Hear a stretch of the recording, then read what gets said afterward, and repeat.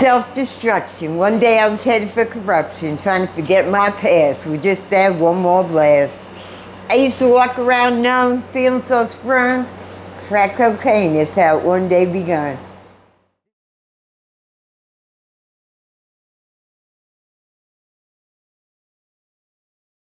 All right, welcome back, everybody. We're back with a former guest. Diane, how's it going? It's going great. We are at her apartment. I actually made a turn here to get to the gas station. I saw her. So tell us what's been going on. Well, since you last recorded me from Tales of the Street, Vicious Cycle, Diane, I grew. Well, it's not Tales from the Street. It's Afghan Trucker, but I know the channel you're talking about. Oh, you were on that Afghan too? Trucker. Yeah, oh, Tales that's of the right. Street, Vicious Cycle, Diane. Yeah, that's a big channel. So you're on that, huh? You're doing some rhymes? Yeah. All right, go ahead. Sorry I interrupted you. Go ahead. I slowed down on the streets. What do you mean you slow down the streets? I stopped working the streets. I went in, reached out and got some help with the MORE program. It's a homeless resource. And I filled out an application for a housing assessment.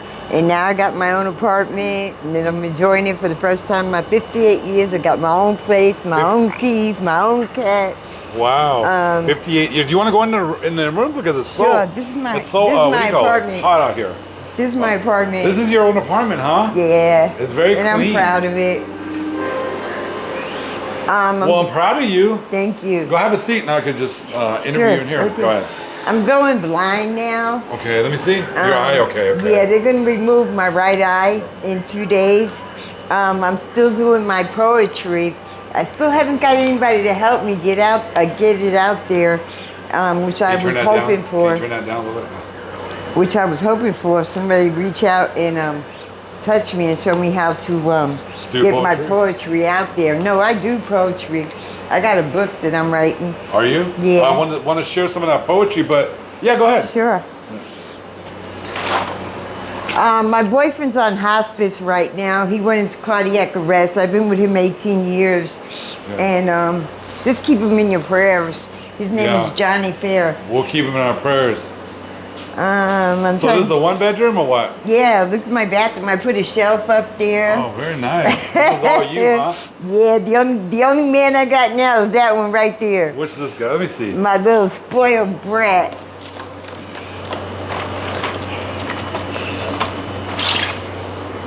Yeah, I've been on the street since I was 7 years old. My mother was a heroin addict. Yeah, give us a recap of real quick. So where were you born? New York City. New York City, and you're on the streets since 7? Since 7. I used to prostitute for my mother's heroin addiction. Okay, for your mother's heroin addiction. And then you moved to Vegas when? I've been here 31 years. Okay, and how long? On the streets also. How long have you been sober?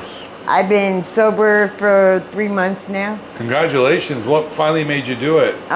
Just tired of being out there 24 hours, 7 days a week.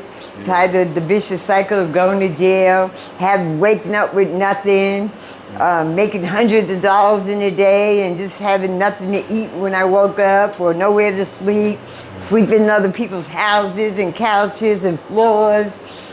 You know, I just got tired. I'm 58 years old now and I'm going blind. They're going to save the left eye because they're going to remove the right eye. There's no saving it. I got hit in the head with a rock. It was an accident. And when was that? About 6 months ago. Oh, you got hit in the head with a what? A rock. A rock? Yeah. How was that an accident? Me and my boyfriend were playing and he threw a rock. Yeah. And it hit me in the head. It bounced off the wall and hit me in the head. That caused your blindness? Yeah. I had 2 hairline skull fractures, a bruise on the brain, which is a hematoma, and the eye got infected.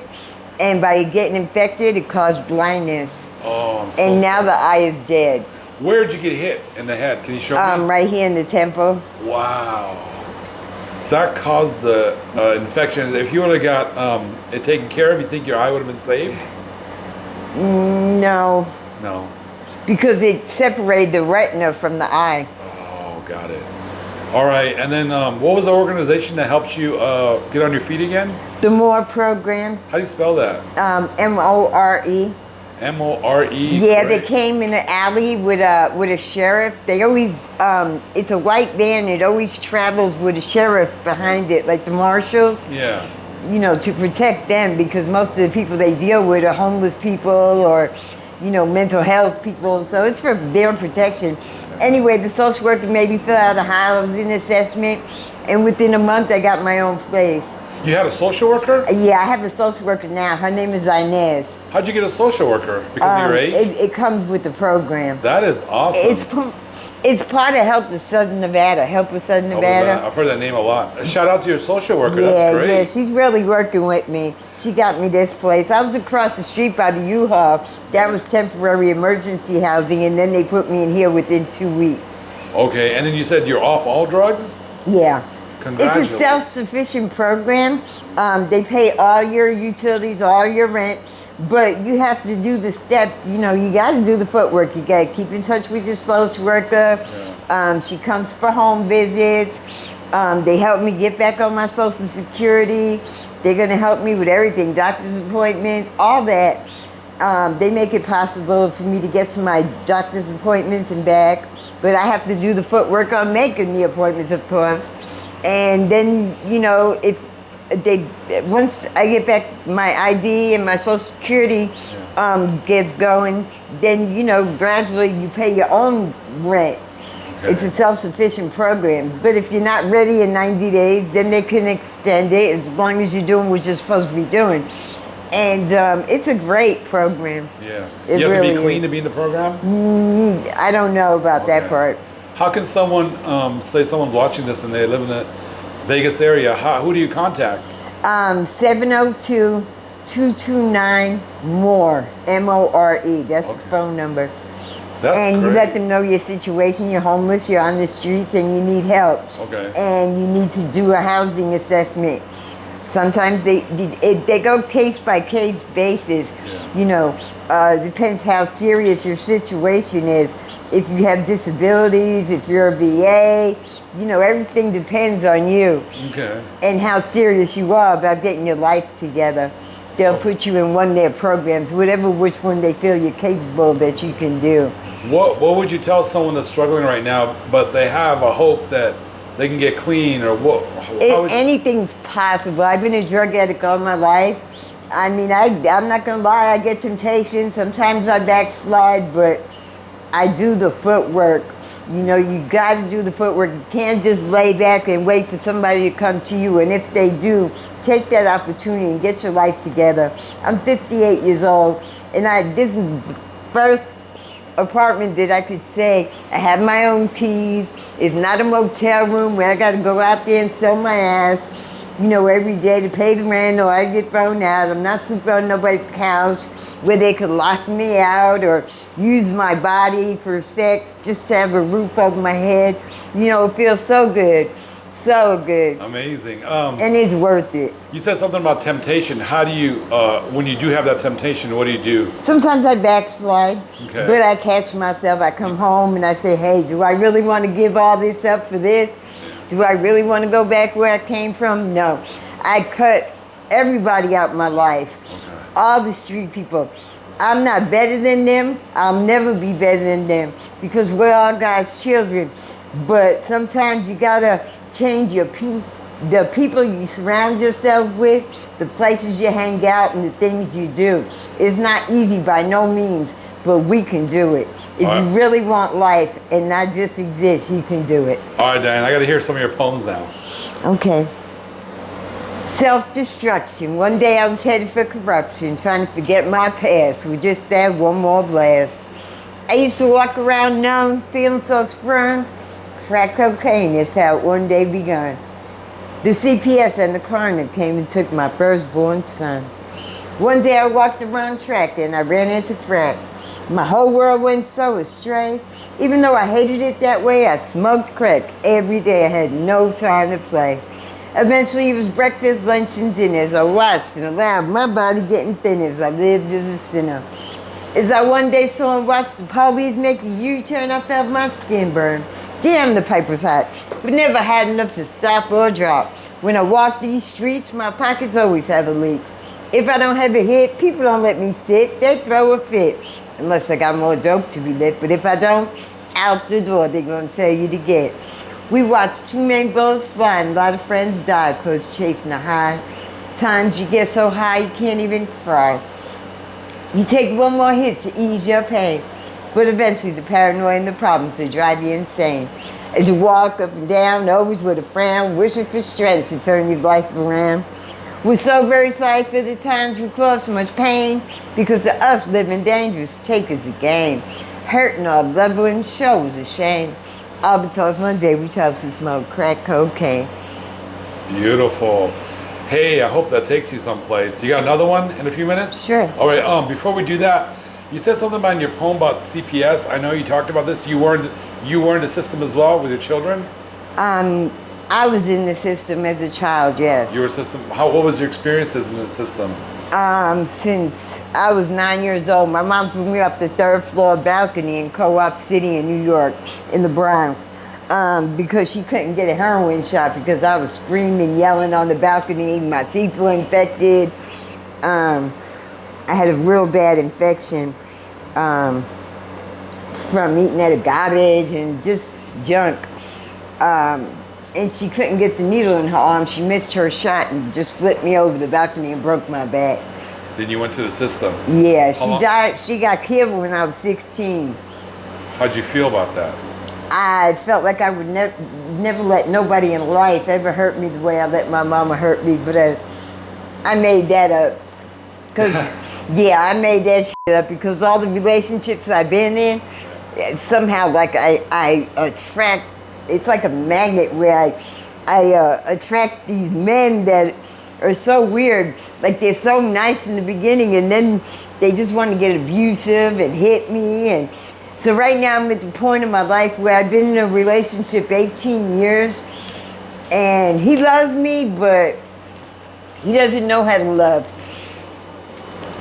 a woman anyway. He loves his family like real love, but when it comes to a woman, he's very guarded.